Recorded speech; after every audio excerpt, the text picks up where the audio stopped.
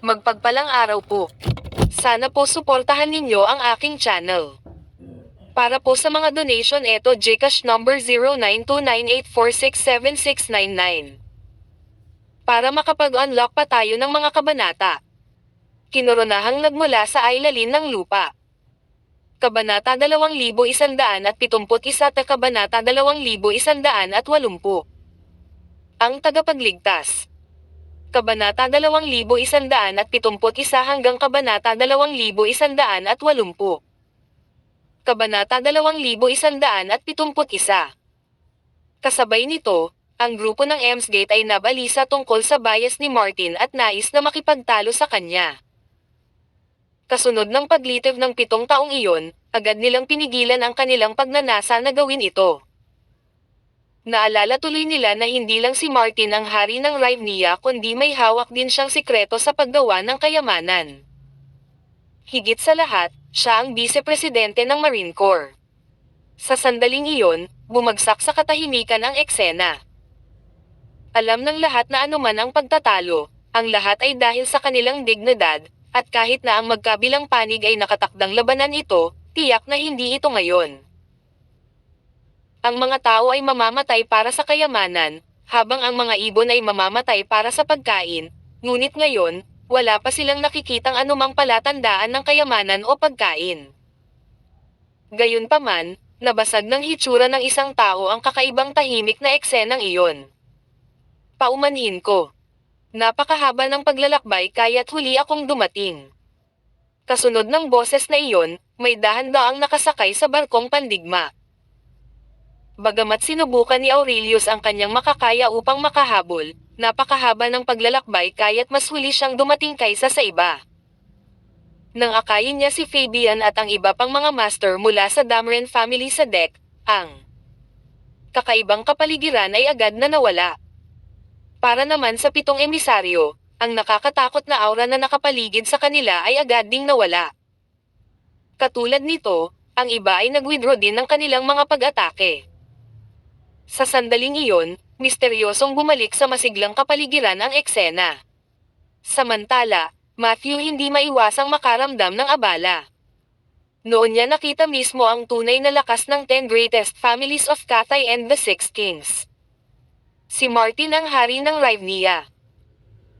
Ang kanyang lakas ay hindi maarok, ngunit ang nakakatakot na aura na nagmumula sa 7 Marine Corps emissaries ay nagdulot ni Matthew makaramdam ng inis. Kitang-kita, ang ilan ay mga master sa mga advanced grandmasters. Si Levi naman, wala nang masabi dahil nasaksihan na kung gaano nakakatakot ang Black Robe noong nasa East Sire sila. Ngayon, nagkaroon pa siya ng pagkakataong makita ang napapabalitang Flaming Guardians. Sa kabila ng pagkakaroon lamang ng higit sa 100 tao. Walang mas mahina kaysa sa kanya. At kasama ng ilang mga advanced na aura ng mga kapitan sa antas ng Grandmaster na pumagitna sa pagitan nila, madaling makita kung gaano kalakas ang kanilang lakas sa pakikipaglaban. Gayun din, Matthew hindi ma-detect ang aura ng mga tao sa likod ng bagong dating na si Aurelius. Ito ay isang no-brainer na ang ilan ay mga advanced na Grandmaster din. Nang maisip niya iyon ay may bigla siyang naalala. Noong siya at ang Dameron family ay naglaban noon sa isa't isa, ang kanyang kalaban ay hindi nagpaduwala ng anumang mga advanced na Grandmaster. Kailangang magkaroon nilang uri ng paghihigpit na nagpahinto sa mga Panginoong ito sa daigdig na umatake. Marahil ang paghihigpit na iyon ay nagmula sa Martial League ngayon. Gayunpaman, ang lahat ng iyon ay matnuhulani. Malalaman niya ang katotohanan pagkatapos makapasok sa Advanced Grandmaster level. Habang matnunawala sa isip, Martin piped up. Ayos lang. Maligayang pagdating sa kay, Master Dameron. Nagawa mo na rin sa wakas, pero huli ka na talaga. Tapos na ang aming handaan. After Croakang a-joke, he continued. Sige. Tiyak na pagod kayong lahat sa paglalakbay, kaya magpahinga ng naga. Pwede na tayong magpatuloy bukas. Sumunod sa kanyang pangunguna, ang iba ay may mga ngiti sa kanilang mga mukha habang nagpapalam sa isa't isa. Ginoo.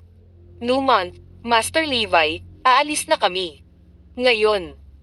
Pagkatapos nito, nagsimulang umalis ang lahat sa eksena. Tungkol naman kay Aurelius, nakipagpalitan siya ng kaunting kasiyahan sa dalawang hari at umalis kasama ang mga Emsgate. Samantalang ang lalaking nasa likuran niya ay lumingon at sumulyap Matthew. Nang magtama ang kanilang mga tingin, nagbigay ang kabilang partido matuwisang misteryosong ngiti. Matthew nalilito, ngunit tumanggo pa rin siya bilang pagsang-ayon. Walang nangyari sa pagitan, at Matthew umalis kasama si Phoenix pagkatapos bumalik ang lahat sa kanilang mga yate. Samantalang si Levi, nanatili siya upang ipagpatuloy ang pakikipag-usap nila ni Martin. Si Phoenix napapababa na sa barkong. Pandigma ay biglang nakaramdam ng kakaiba at tumigil sa paggalaw. Kabanata 2172. Habang tinitingnan ang umaatres na puwersa ng Emsgate, dahan-daang itinaas ni Phoenix ang kanyang mga kilay.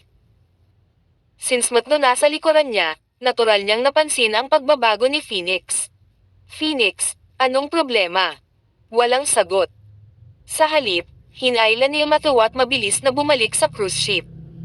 Pagbalik sa loob ng kwarto, nagsalubong ang kilay ni Phoenix. Naramdaman ko lang ang presensya ni Lord Voodoo. Pagkasabi niya nun, Matthew nagulat agad. Bago pumunta dito, naglabas ng balita si Dagan na si Lord Voodoo ay buhay pa sa kanya, ngunit Matthew ay hindi inaasahan na madudulas din ang lalaking iyon. Dati, siya at si Lord Voodoo ay masasabing nag-away sa isa't isa sa isang life for a life battle, na nagtapos sa kanilang dalawa na nawala ang lahat ng kanilang cultivation base. Maaari bang magkaroon din si Lord Voodoo ng isang sinaunang banal na sandata at pinamamahalaang gamitin ang lakas ng espada nito upang maibalik ang kanyang harem? Kasunod ng kaisipang iyon, Matthew agad na ibinasura ang mapangahas na ideyang iyon. Gayunpaman, nang maalala niya ang palihim na anting-anting ni Lord Voodoo, hindi niya maiwasang maging mas maingat. Maaari mo bang matukoy ang eksaktong lokasyon ni Lord Voodoo? Pagkatapos ng lahat, ang mga alindog at sampa ni Lord Voodoo ay patuloy na nagbabago, at ang Immortal Charm ay ang pinakamahusay na patunay nito. Lang beses na niyang pinilit si Lord Voodoo sa matinding sitwasyon, ngunit ginamit ng huli ang Immortal Charm para makatakas. Kung maaari nilang samantalahin ang pagkakataong ito na mahanap si Lord Voodoo, ito na ang pinakamagandang pagkakataon para patayin siya.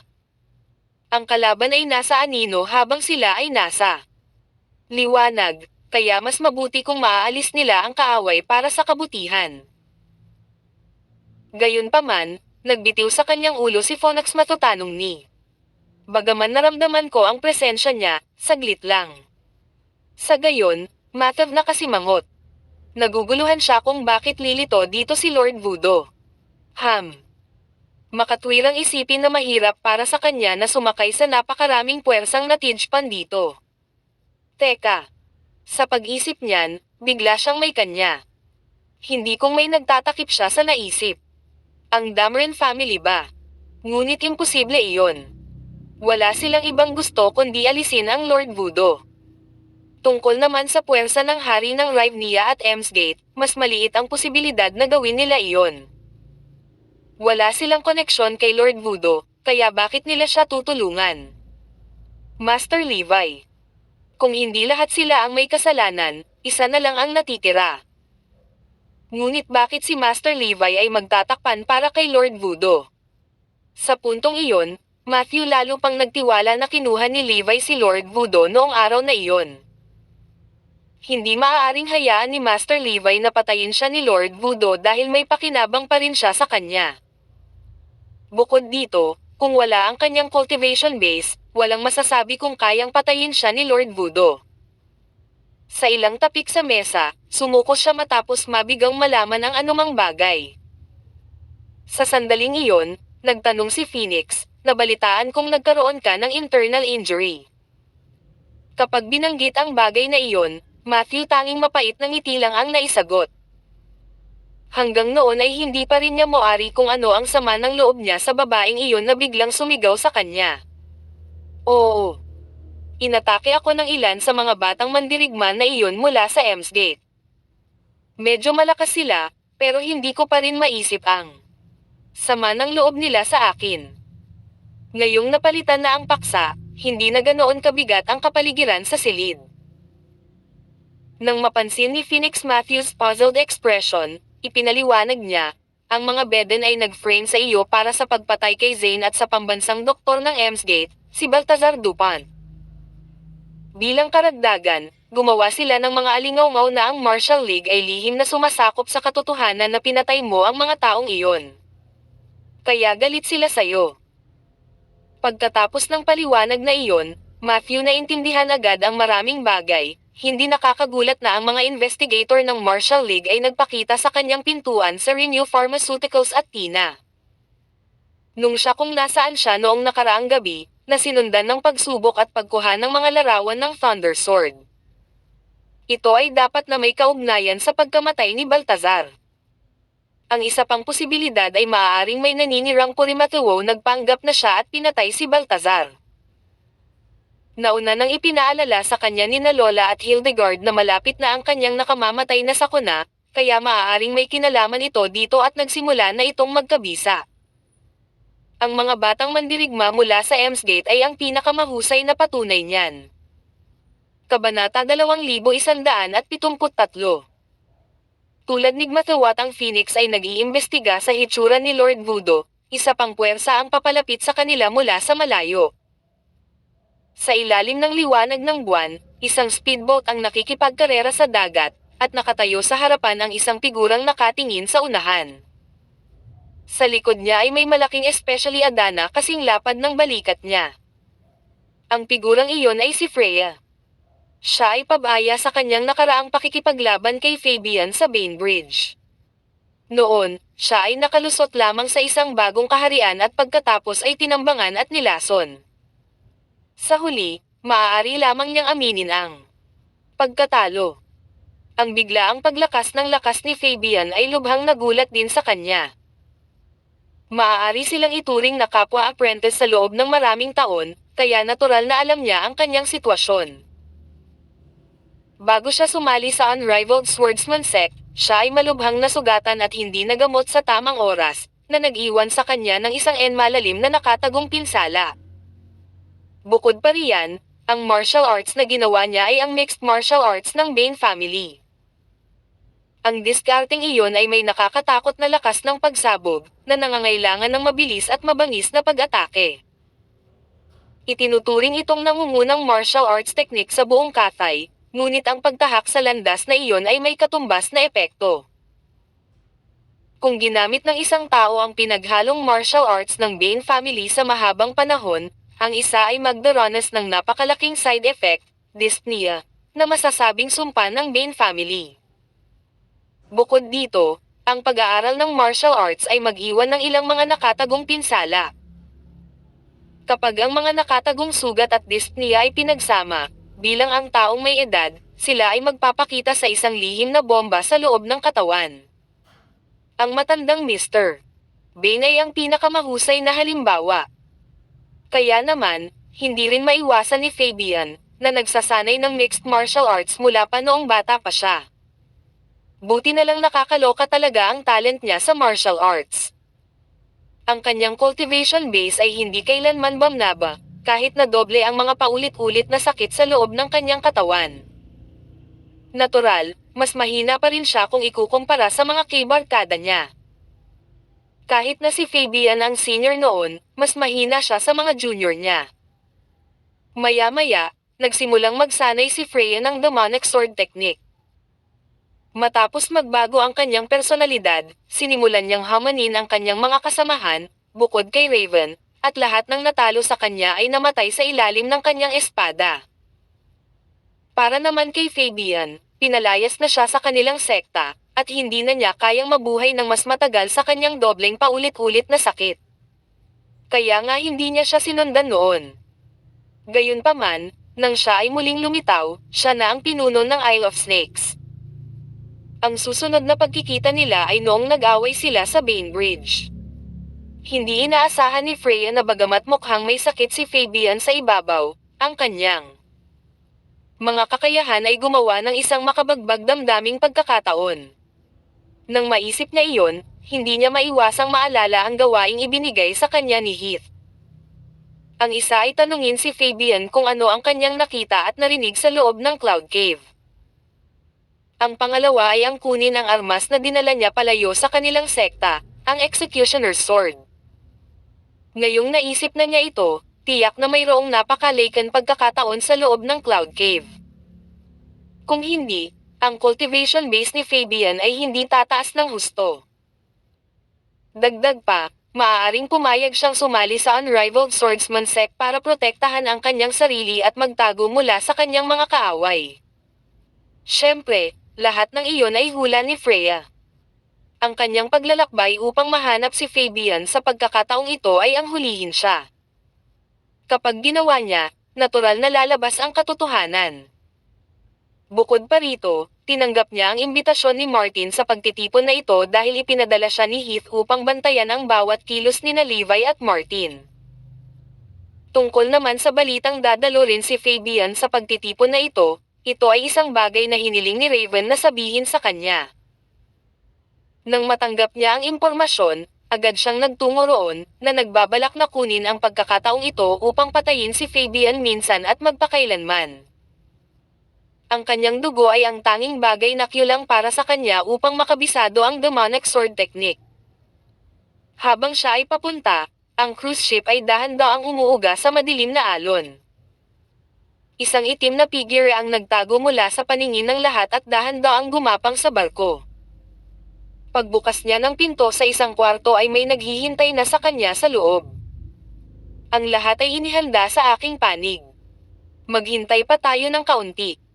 Marami pa rin sa paligid. Kikilos tayo mamayang heteng gabi. Sure. Since Martin and Levi want to protect Matthew, hindi ako papayag na may gusto sila.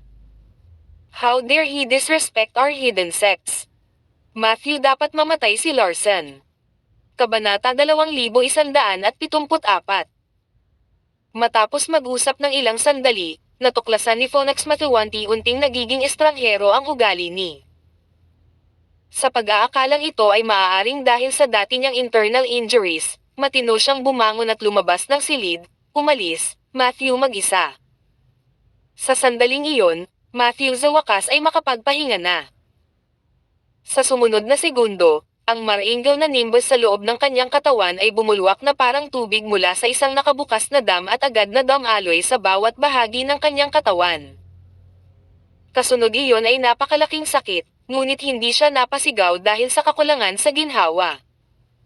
Sa halip, napuno ng pagtataka ang ekspresyon niya. Tama iyon, sorpresa. Kahit na ang sakit ginawa Matthew hindi komportable, nararamdaman niya ang mga pagbabago sa kanyang katawan. Sa ilalim ng paglilinis ng nimbus, siya ay patuloy na lumalakas. Ito na kaya ang natitirang medicinal properties mula sa masaganang mga table tasks at mahahalagang halamang gamot na ininom ko sa Renew. Masyado siyang nahuli sa kanyang kinahuhumalingan kaya naapektuhan ang kanyang improvement noon. Leon ang dahilan kung bakit mayroon pa rin. Malaking bahagi ng mga natitirang nakapagpapagaling na katangian sa kanyang laman at buto mula sa lahat ng renewal at health boosting na table task na kanyang kinain sa kabila ng nakamit na ng napakalik improvement. Ang huling bagay na inaasahan niya ay para sa kanyang mga pinsala na maalis ang mga ito. Napakalaking blessing in disguise.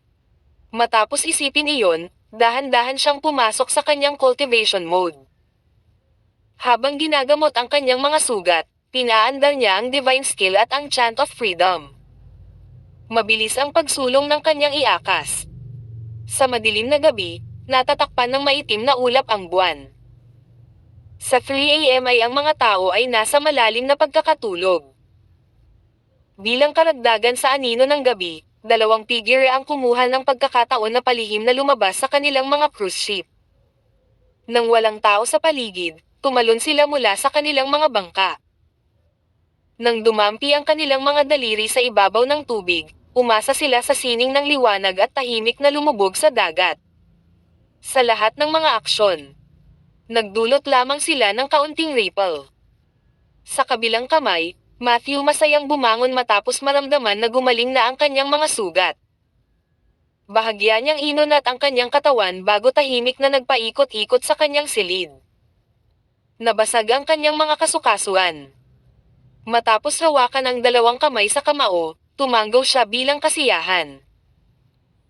Ang kanyang mga kakayahan ay nadagdagan ng sapat sa loob ng 4 na oras, at ang nimbus at sword na enerhiya na magkakaugnay sa loob niya ay naging mas siksik. Hindi masama. Kung kailangan kong harapin muli ang henyong eskrimador mula kaninang umaga, maaari ko na siyang talunin ng mga kamao na ito. Pagkatapos, hinablat niya ang tasa sa mesa, ngunit nabasag ang transparent na baso nang ipinulupot niya ang kamay dito. Sa pagkakataong iyon, napailing na iamang siya sa pagkatalo. Dahil biglang tumaas ang kanyang lakas, hindi na siya nasanay sa mga iyon, ngunit iyon ay walang kabuluhan. Matapos linisin at lagyan ng auric balm ang sugat sa kanyang pisngi, Matthew nakaramdam ng pagod. Naisip niya na dahil naliligaw siya sa mahabang paglalakbay, kaya hindi na niya ito pinag-isipan pa at nahiga na. Nang marinig ng dalawang figure sa labas ng pinto ang paggalaw sa loob ng silid, nagkatinginan sila at ngumiti. Pagkatapos, pilit na itinulak ng isa sa kanila ang pinto. Ang dalawang palihim na figure ay ang kasalukuyang Golden Swordsman ng Golden Sword Sect at ang Great Octavian. Ginoo. Kor, ang iyong soul suppressing charm ay kamangha-mangha. Pagkatapos ng papuri na iyon, hinugot ng Golden Swordsman ang Scarlet Gold Sword mula sa kanyang likod. Akmang gagawa siya ng hakbang, pinigilan siya ng dakilang Octavian. Binaliwala ang pagkalito ng kabilang partido, ipinaliwanag ni Ek. Ang iyong gininto ang espada ay nag-iwan ng kakaibang slash mark na madaling makilala.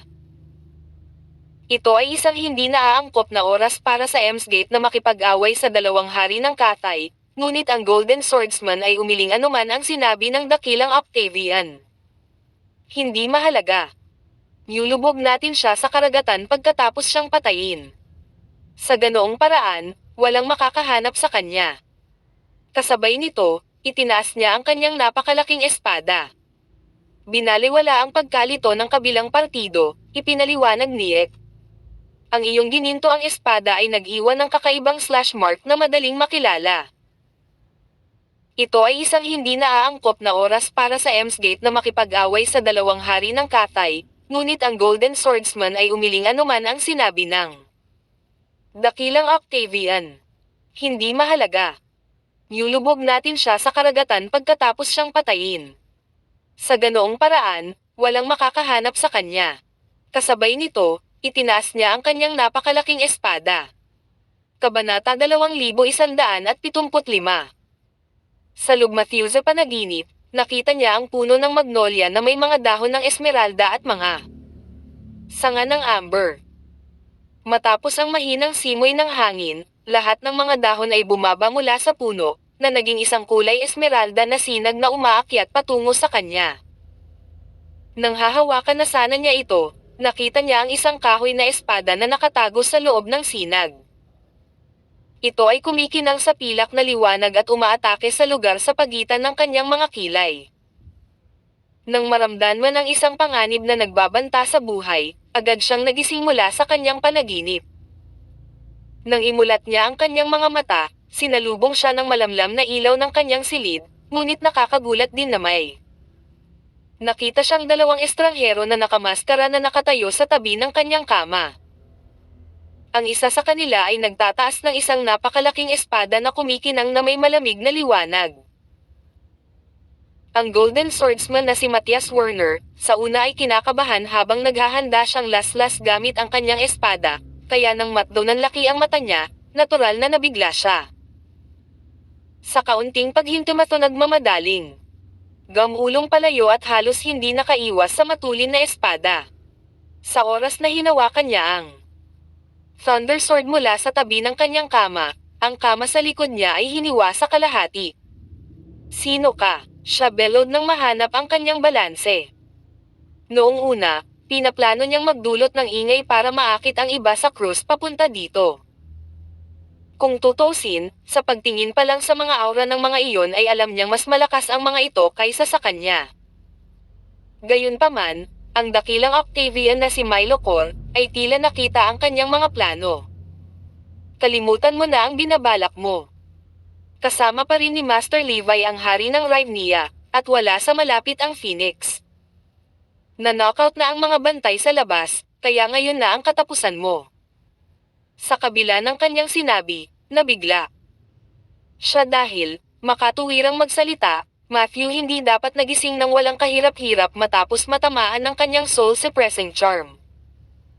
Samantala, hindi na nagsalita pa si Matias at agad na ibinaba ang kanyang espada. Ang nakasisilaw at nagyayelong enerhiya ng espada ay diretsyong sumibol sa pagitan Matthew Kalani. Alam niyang hindi niya may tatago ang kanyang lakas kapag nakaharap ang mga kaaway na mas malakas kaysa sa kanya. Kasunod ng surge ng sword energy, hinugot niya ang kanyang Thunder Sword. Gamit ang teknik na sword break, inihagis niya ang talon bago ang isang alon ng invisible sword energy ay sumulong. Nakaramdam ng panganib, agad na huminto sa paggalaw si Matias at ginamit ang Scarlet Gold Sword sa kanyang harapan para harangan ang pag-atake. Sa malutong na tunog, napilitan siyang umatras ng ilang hakbang. Pagtingin niya sa hiwa ng kamay niya ay natawa siya. Enerhiya ng espada. Hindi ko inaasahan na magkakaroon ka ng ganoong talento sa sining ng espada. Kung iyon ang kaso, iyon ang higit na dahilan kung bakit kailangan namin kayong patayin. Nabigla, Matthew hindi inaasahan na haharangan ni Matias ang kanyang pag-atake, na laging nagtatagumpay. Ang lalaking iyon kaya ay isang malakas na advanced grandmaster. Kahit na hindi siya, dapat ay malapit siya ng walang hanggan. Sino ka? Wala akong natatandaang may sama ng loob sa iyo. Sa sandaling iyon, gusto lang niyang bumili ng ilang oras dahil mas malakas na sa kanya ang lalaking may hawak ng espada, lalo pa ang master na nasa tabi niya, na naka-standby. Bagamat hindi gumagalaw ang Panginoong iyon, nakaharang ang iyahat ng iyon sa kanyang posisyon matungga ruta ng pagtakas. Kung ikukumpara sa Escrimador, ang lalaking iyon ang mas malaking banta. Sa kabilang banda, tila naisip ni Matias na ang operasyon ay patungo sa tagumpay. Pagkatapos ng isang magarbong galaw, sinagot niya ito matunang uuyam na tanong ni Anak, dahil nagtanong ka, magiliw kong sasabihin sa iyo ang totoo bago ka mamatay. Pero parang napansin ni may plano ni na mag-stall para sa oras. Pagpapatuloy pa lang ni Matias ang pagsasalita, hinimok ni Milo. Huwag kang magpadalos-dalos. Sinusubukan ng bata na huminto sa oras. Bilasan mo at patayin mo siya baka may mangyari na hindi mo inaasahang mangyari. Matapos marinig ang paalala na iyon, napagtanto ni Matias na muntik na siyang madaya. You brat, how dare you trick me? Mamatay. Sa sandaling bumagsak ang kanyang mga salita, iniyuko niya ang kanyang ibabang bahagi ng katawan, at isang nakakatakot na enerhiya ng espada ang lumundag. Napangiwi ang naganap na eksena Matthew, ngunit noon din niya napagtanto ang kanilang mga pagkakakilanlan. Kabanata 2176. Bagaman Matthew ay hindi gaanong alam ang tungkol sa sining ng espada ni Emsgate. Alam niya ang kanilang mga pamamaraan ng paglilinang, at ang mga nagsasanay ng mga sandata ay pambihirang mahilig sa mga espada. Siyempre, may iba pang mga armas na magagamit, ngunit sila ay mahirap makuha. Gayun din, ang mga taga-Emsgate ay nagsumikap na maging pinakamalakas, kaya nagkaroon sila ng halos matinding pagtugis para sa bilis ng paglabas ng kanilang mga espada at pag-atake. Nahumantong sa ebolusyon ng dalawang pinakakaraniwang ngunit praktikal na pamamaraan ng pagpatay, ang sword draw slash at ang air step slash. Ang parehong pamamaraan ng pamamaraan ay may isang pagkakatulad, ang mga Escrimador ay kailangang magtayo ng lakas bago maglazlaz. Kasabay nito, kailangan nilang gamitin ang lahat ng kanilang kapangyarihan para maghatid ng isang nakamamatay na suntok. Kaya naman, nang si Matias ay nagpapalakas ng kanyang lakas sa kanyang squat matuwagad na napagtanto ang kanyang pagkakakilanlan bilang isang Emsgate warrior. Katulad din, alam iyon ni Matias, ngunit dahil itinuring niyang patay na ang binata sa harap niya, wala siyang pakialam kung nalantad ang kanyang pagkakakilanlan. na may uhaw sa dugong ngiti, nawala siya sa kanyang kinatatayuan, at nang muling lumitaw, nakatayo na siya kanina, Matthew. Nabigong tumugon sa oras sa ilalim ng napakabilis na bilis, Matthew ginamit ang dalawang kamay para humarap sa Thunder Sword para labanan ang pag-atake. Nang makita iyon ni Matias ay lalong nadagdagan ang pang-aalipusta sa kanyang mga mata. Paano makakalaban ng isang mahinang kahoy na espada ang aking cross slash? Habang iniisip niya iyon, pinalakas niya ang lakas sa kanyang mga kamay. Nang magkasalubong ang dalawang armas, Matthew agad na naramdaman ang isang nakakatakot na lakas na pumasok sa kanyang katawan sa pamamagitan ng kanyang mga braso, na sinundan ng pakiramdam ng kanyang katawan na ilalabas. Bam! Hinampis niya ng malakas ang metal at natusok ang bagay.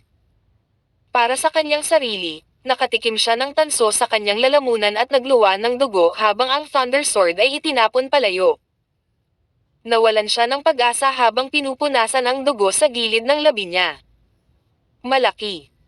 Kakagaling ko lang sa mga internal injuries ko, at may mga bago na ngayon. Hindi masama. Wala pang 10 kabataang lalaki ang makakalaban sa cross slash ko. Tulad ng pagmamalaki ni Matias, ang kanyang mga mag-aaral ay nagkontrata sa pagkabigla dahil natuklasan niyang ang kanyang Scarlet Gold Sword ay mayroon na ngayong maliit na bitek.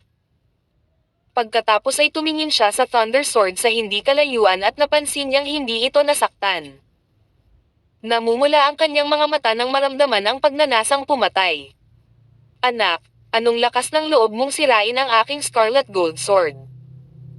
Samantala, pinagmamasdan ni Milo ang eksenang may sakam na mga mata, nag-iisip.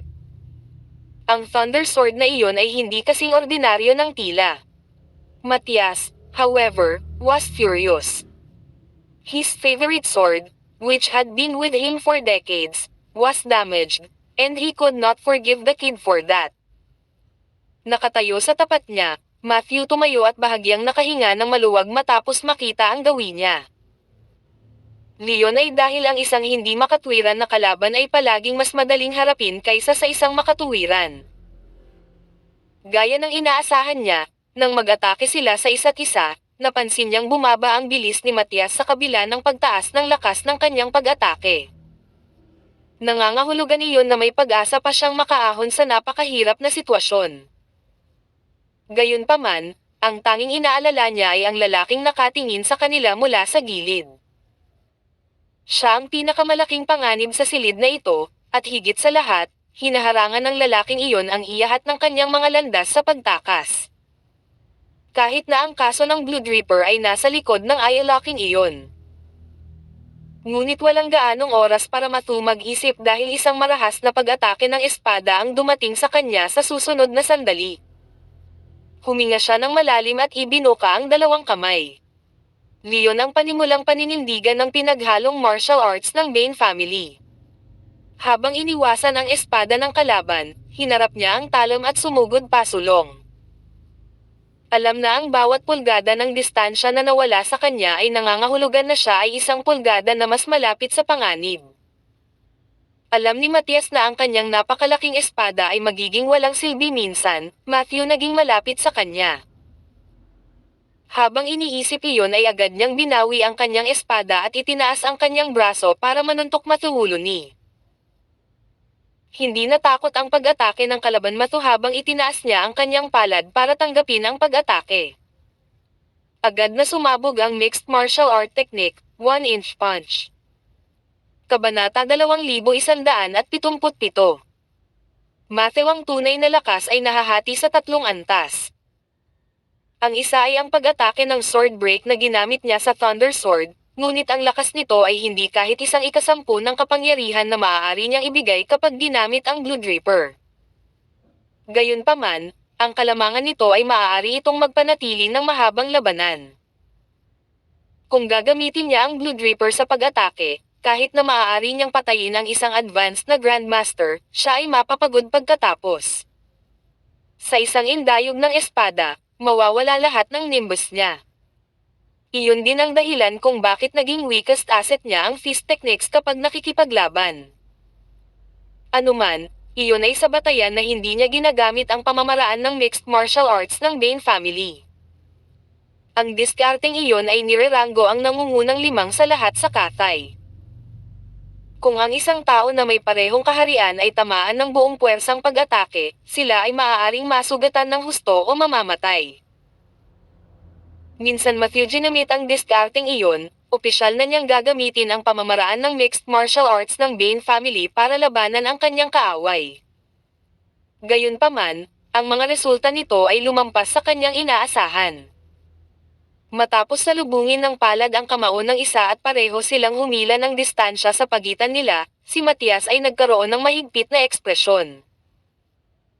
Kung hindi siya nagtataglay ng isang malakas na cultivation base na pumipigil sa biglaang nakatagong enerhiya na pumapasok sa kanyang katawan, sana ay nagkaroon siya ng internal injury. Nang makita ang pagkakataong maingat niyang nilikha gamit ang mixed martial arts technique, Matthew natural na hindi ito ibibigay. Gayun din, ang kanyang mga kakayahan ay makatarungan advanced, para makuha niya pagkakataong ito upang subukan ito. Ang isa ay maaaring matuto ng pinakamahusay sa panahon ng isang buhay at kamatayang ayabanan. Habang nasa isip ang kaisipang iyon, Matthew sinisingil pasulong. Sa sandaling iyon, huminahon si Matias at bumalik sa pag-atake gamit ang kanyang espada. Ang mabangis at mabilis na pamamaraan na ginamit niya noon ay naging mas masalimuot. Gayunpaman, isang slip-up ang nagdulot sa kanya sa isang dehado. Leon ay dahil kahit kailan mato nilapitan siya, kailangan niyang maging at matno kakaibang nakatagong enerhiya. Dahil kailangan niyang gawin ang dalawang bagay ng sabay-sabay, natalo siya, at unti-unting naging patas ang labanan. Nang makita ni Milo ay hindi pa tapos si Matias Mato pagkatapos ng mahabang labanan, hindi niya naiwasang sumimangot dahil nawalan na sila ng mahalagang oras. Kung magtatagal ang bagay na ito, walang masasabi kung kaya nilang pumatay Mato pagkatapos bumalik si Phoenix o Levi, huwag mag-isa na bumalik sa kanilang paglalakbay ng buhay. Nang maisip iyon ni Milo, hindi siya nagdalawang isip na sumali sa labanan at sumigaw, "Hayaan mo akong tulungan ka." Gayunpaman, nang makalapit siya Matthew, napansin niya ang isang matagumpay na ngiti sa mukha ng kanyang kalaban. Napagtanto kaagad ni Milo na may mali at tumigil sa paggalaw, ngunit huli na ang lahat. Matapos itumba si Matias pabalik, Matthew mabilis na naglabas ng isang makantab na anteng-anteng mula sa kanyang bulsa. Nang makita ito ni Myla, nakaramdam siya ng pagkabalisa, at isang pakiramdam ng panganib. Ang pumaligid sa kanyang buong katawan. Umalis. Gusto niya agad tumakas, pero matuwa hindi palalampasan ang pinaghirapang pagkakataon na ito para sa anumang bagay. Sa sandaling iyon, isang kidlat ng pilak na kidlat ang bumahas sa buong silid. Sa ilalim ng liwanag, ang silid ay napuno ng makapal na patong ng puting usok. Ubo, ubo. Siniko ni Milo si Matias. Ginoo. Werner, okay ka lang. Sa sandaling sinabi niya iyon, tumingin siya sa hugis ahas na palawit na may malungkot na mga mata. Iyon ay isang supreme defensive pendant na ipinagkaloob sa kanya ng kanyang sekta. Kapag na-activate, maaaring labanan ng pendant ang full force attack ng Advanced Grandmaster. Gayunpaman, maaari lamang itong gamitin ng isang beses. Ito ay dapat na maging isang paraan ng pagliligtas ng buhay, ngunit ito ay nasayang ng ganoon iamang. Nang maisip iyon, hindi maiwasan ni Milo na bigyan ng iritadong tingin si Matias. Kung hindi nakaladkad ang talunan na iyon, hindi mangyayari ang lahat ng ito. Samantala, ang pagbabago ng ekspresyon ni Milo ay hindi napansin ni Matias.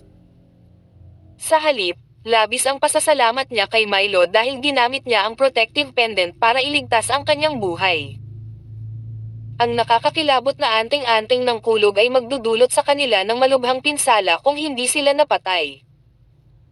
Nang tingnan ni Matias ang silid, natuklasan ni Matthew na wala, sumisigaw, "Ay, hindi." Nakatakas ang bata. Noon, napagtanto ni Milo ang kalubhaan ng sitwasyon at agad na bumangon. Hindi natin siya hahayaang makatakas. Hindi mahalaga kung Ipahiya natin ang ating sarili, ngunit tayo ay mahihirapan kung magagalit tayo sa dalawang hari. Kabanata 2178. Pagkatapos magsalita ni Milo ay agad na lumabas ng kwarto si Matias pero sadyang binegulan ni Milo ang mga hakbang at bumalik sa kwarto. Kahit na ang labanan na ito ay nagkakahalaga sa akin ng isang defensive pendant, ang banal na sandata na ito ay bumubuo para dito. Habang nagsasalita siya, ngumiti siya ng nasisiyahan. Samantala, sa labas ng silid, Matthew tumakbo palabas ng eksena at tumalon sa korigotan.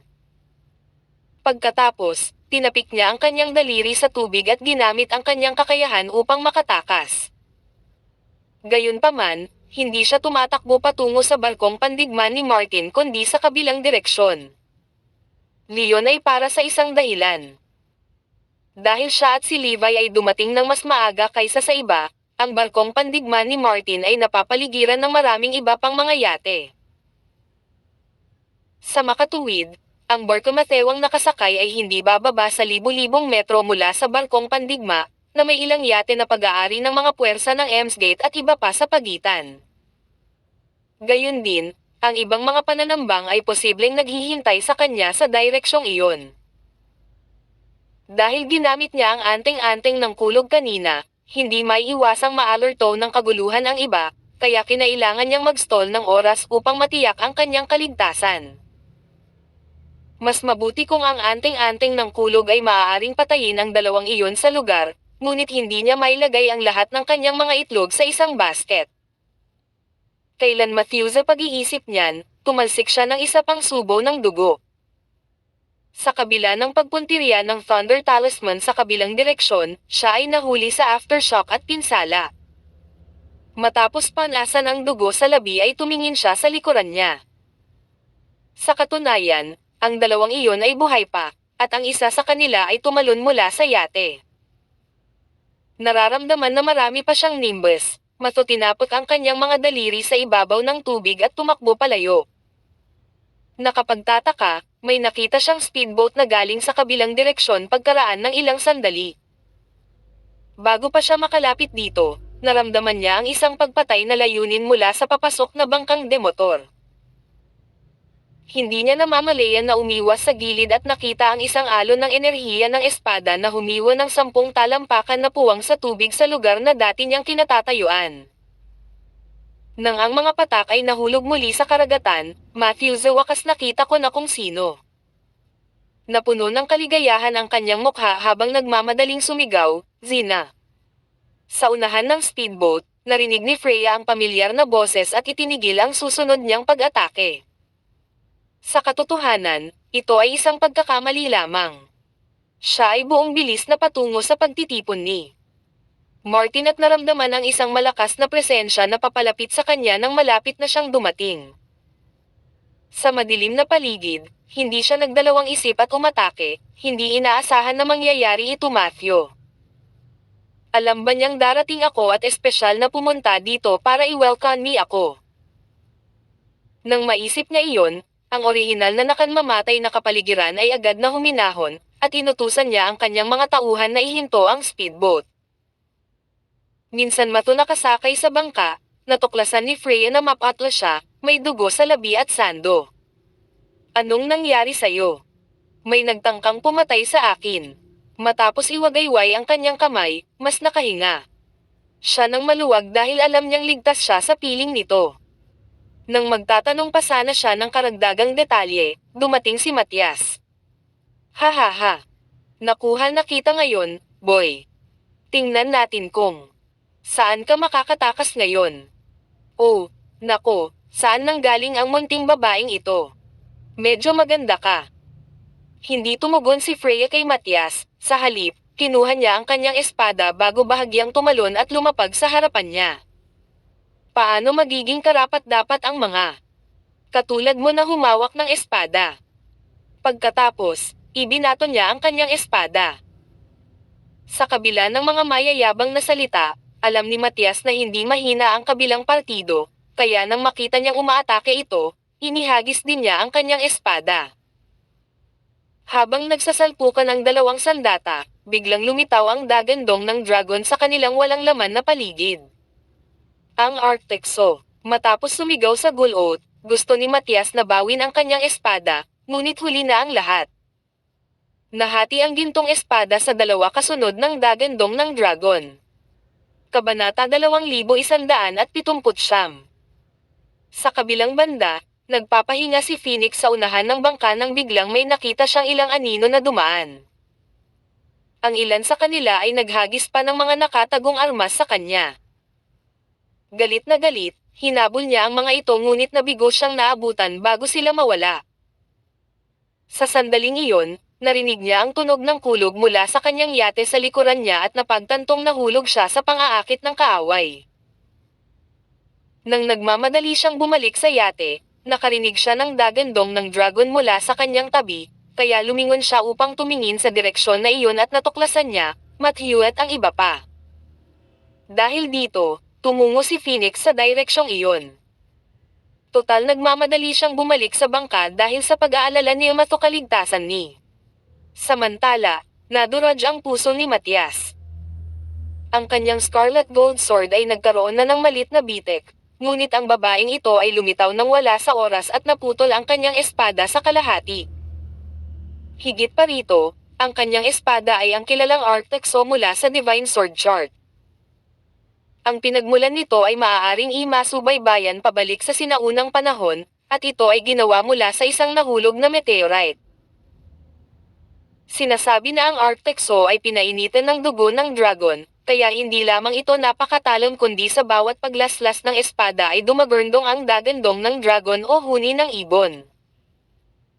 Bago ngayon, inakala ni Matias na ang Arctic Saw ay isang alamat lamang, ngunit ang katotohanan ay nasa harap niya, kaya kailangan niyang paniwalaan ito kahit na ano.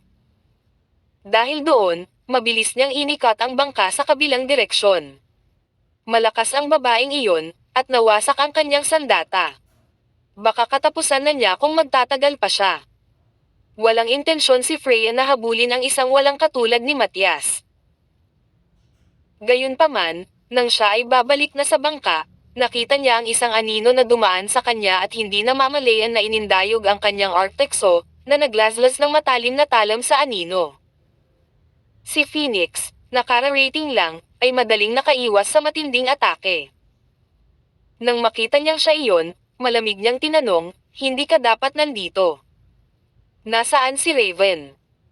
Ngumuso siya sa tanong na iyon at tumugon sa isa pang paghimas ng kanyang espada.